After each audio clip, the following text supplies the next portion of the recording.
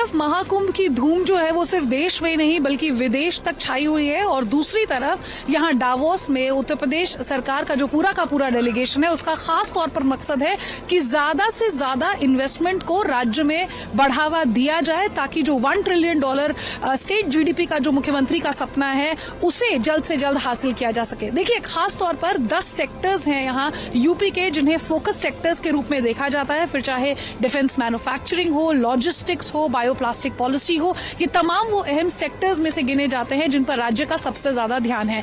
हमने यहाँ secretary to CM Amit Singh से खास बातचीत की, क्या कुछ उन्होंने कहा इन फोकस सेक्टर्स को लेकर और क्या कुछ एक्सपेक्टेशंस हैं यहाँ डावोस से जो तमाम इन्वेस्टमेंट को लेकर है, उन पर भी उन्होंने हमें क्या कुछ खास कहा, आप भी जरा सुनिए।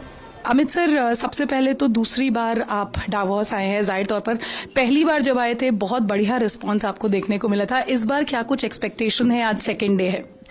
नहीं, हम लोग का ये सेकेंड आउटिंग है। Last year was the first time we came and so far it has been so good. हम काफ़ी खुश हैं जो रिस्पांस मिला है और जिस उद्देश्य को लेके हम आए थे हम उसके लिए आगे बढ़ रहे हैं।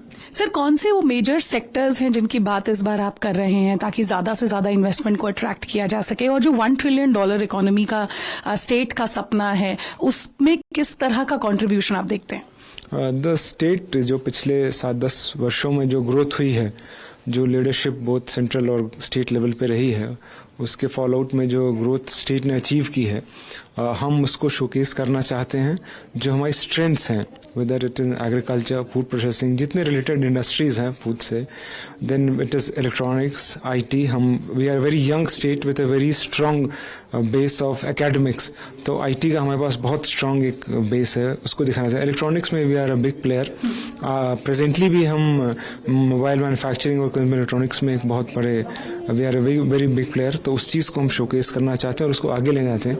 और जो एक विजन है ऑनरेबल सीएम का कि जो इमर्जिंग टेक्नोलॉजीज हैं उसमें the state should take a lead and be a pioneer, तो उन इमर्जिंग टेक्नोलॉजीज पे भी हमारा फोकस है कि यूपी उनका हब बने, एक सेंटर बने उसका।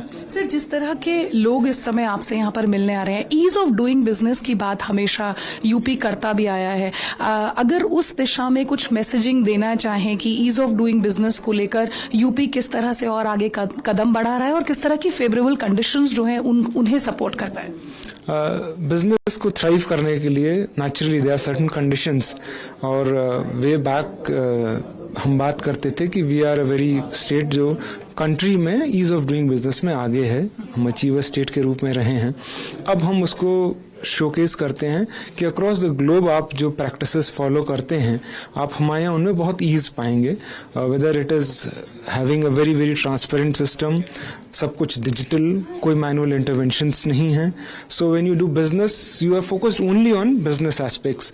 जितने भी क्लियरेंसेज हैं, जो रेगुलेशंस हैं, they are very well streamlined so that you have a clear picture की व्हाट इज इन स्टोर और we avoid by what is written. एक पॉलिसी की स्टेबिलिटी ऑफ regime है कि जो policies हैं they are there and they don't change. Law and order is very good there and the state is such that it's a very populous state and a very emerging state, developing state. So there's a lot of growth का जो potential है वो state में बहुत है।